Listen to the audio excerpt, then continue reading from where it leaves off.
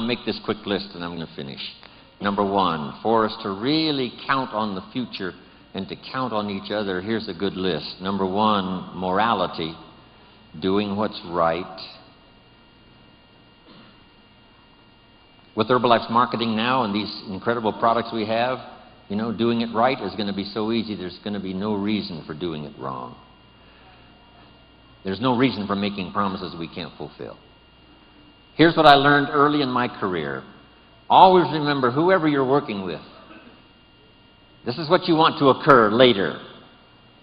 That they found out it was easier than you said, and that it was more than you promised. Here's the key. Better understated than overstated. When I wrote my first book, Seasons of Life, the picture in that book was really not the most flattering picture. And when some saw that picture, they said, Mr. Rohn, surely you could have found a little better picture to put in that book. I said, no, this one is fine, so that when I show up, I look better than the picture.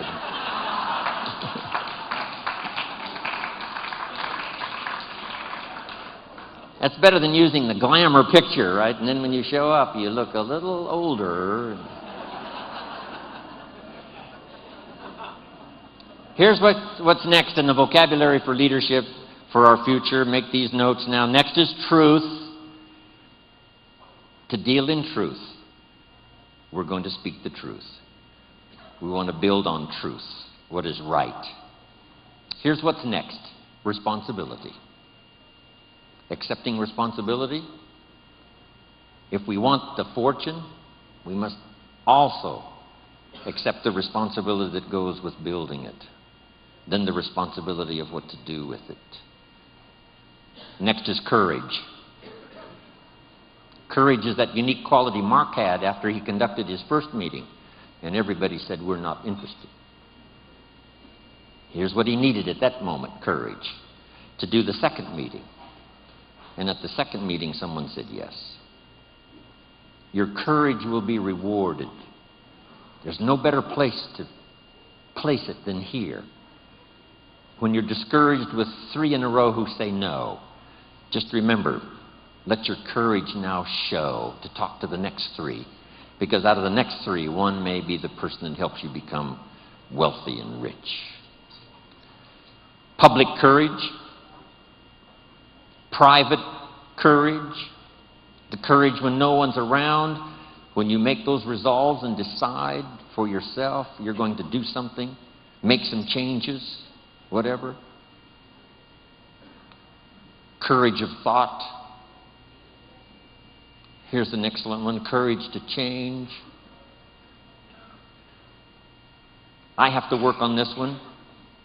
Courage to be silent when it would be better to listen than to talk. Here's a big one, courage to forgive.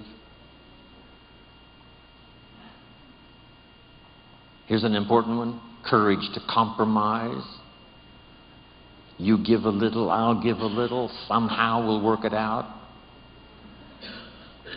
That's what Marcus and Alan had to do back in those earlier days. A bit of compromise with each other to make it work. They're still working on it.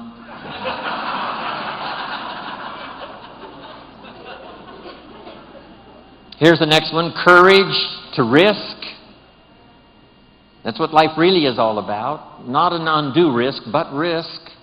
If you want the harvest in the spring, you must risk the seed into the soil. Or the harvest in the fall, you must risk in the spring the seed to sow.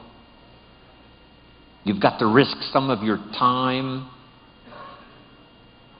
My grandkids ask me every time, and my family, why would you go spend the day with those people in Hawaii rather than spending the day with us?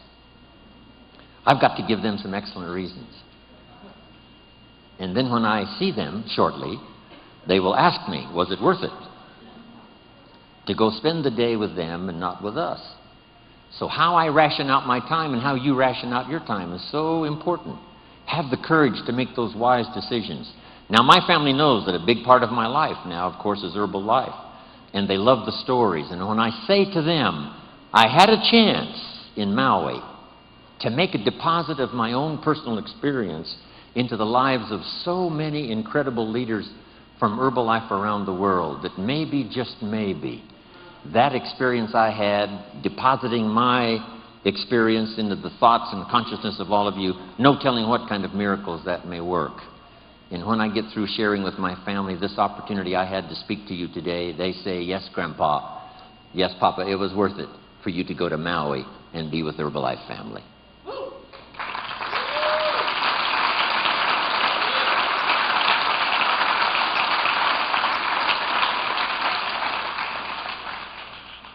Here's the next part of the list.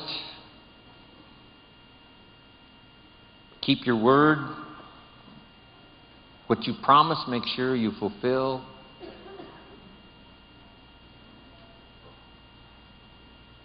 When I leave on a trip, home office hopefully sleeps well at night. When Jim Rohn's in India, when Jim Rohn is in South Africa, when Jim Rohn is in Europe, hopefully they sleep well. Not pacing the floor, wondered if I've shown up. I wanted Mark to have the feeling, as long as Jim Rohn's there, everything's going to be okay. We all should earn that kind of reputation. As long as you're there, it's going to be okay. If it's in your hands, it's in good hands. That's the key. Next, admit your mistakes. Sometimes you've got to admit them publicly. Sometimes you've got to admit them to each other. Here's the big one, to admit them to yourself. And then here's sometimes, this could be some of the greatest new beginnings, is when you say, I'm sorry. It's a chance to start all over. Next is dignity. Heart and soul. If we were going to use a model for some of these words, it would be Mark Hughes. He had the dignity. He had the heart and soul. Next is faith. Faith in God, faith in others, faith in your family. A big one is faith in yourself.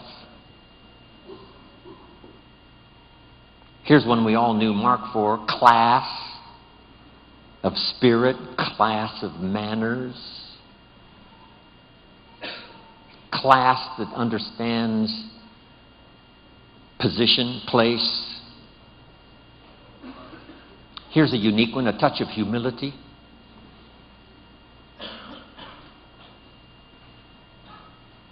The rich must be taught not to be arrogant. The poor must be taught not to be cynical. Some other basics to remember that I used when I was building my organization. Here's a good one. Manage as you build, and build as you manage.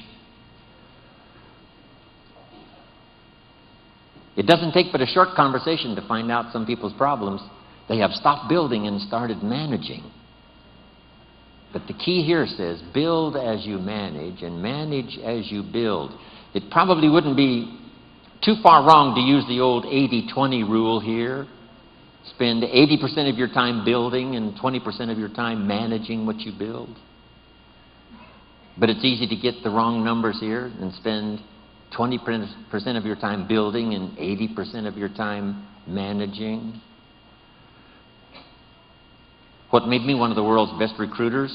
Here was my time management in recruiting when I built my own organization. I spent about 75% of my time recruiting and 25% of my time training. It is easy to get the opposite numbers going and spend 25% of your time recruiting and 75% of your time training. Guess what pays the biggest money? Recruiting, talking to the next person. Talk to the next person. Talk to the person across the street.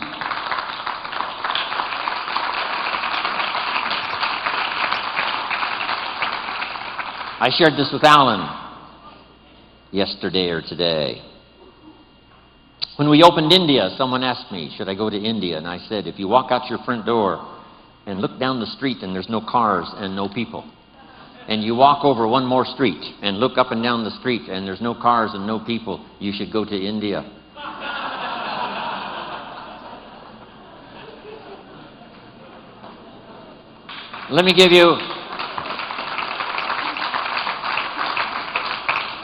Let me give you Mark's philosophy, and it is one of the best. Mark recruited first line at home, and he built down line out of town. He never personally recruited outside of Southern California. He didn't go to Denver to recruit. He didn't go to Dallas to recruit. Right? He didn't go to another country to recruit. He recruited. All of the people he personally recruited were within his scope, where he was. Now, if somebody in Los Angeles knew somebody in Denver, and they got it going and got it started, then Mark made his trip to Denver, but not to recruit, only to advance the business. What a unique philosophy. And here's some of the wrap-up now. The philosophy that makes network marketing, Herbalife style, really fly. Number one, as many customers as possible to represent each distributor, and as many distributors as possible to represent each supervisor volume. Next, this one helped save my life. Work with the people who deserve it, not the people who need it. Follow the example of life itself. Life was not designed for us to get what we need. Life was designed for us to get what we deserve. You don't receive a harvest because you need one. You receive a harvest because you planted one in the spring. And then here's one more, and I'm finishing. I got about 12 of these finishes.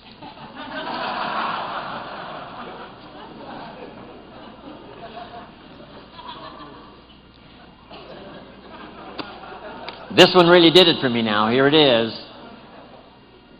You can help 1,000, but you can't carry 3 on your back.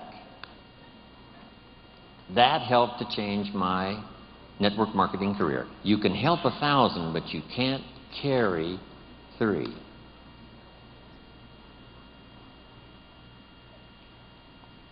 Now, if you were Anthony Powell, maybe you could carry 1. Maybe 2 if they were small persons. But as big as he is, difficult to carry 3. So have you got that one now? You can help 1,000, but you can't carry 3. Here's one of the things I learned that built my business. Put people on their own, give people responsibility, show them how to do their own thing as quickly as possible, as quickly as possible, as quickly as possible. Accept the responsibility for their own sales, accept the responsibility for their own customers, accept responsibility for building their own organization quickly, quickly. Yes, we lend a hand. Yes, they attend our meetings. Yes, they come to our training. But as quick as possible, put people on their own. It's what network marketing, it's what being in business for yourself is really all about. But it's easy to get trapped into spending too much time just helping or letting 2 or 3 climb on your back, use up all of your energy and time, and you have no more energy left for the 1,000 you could help.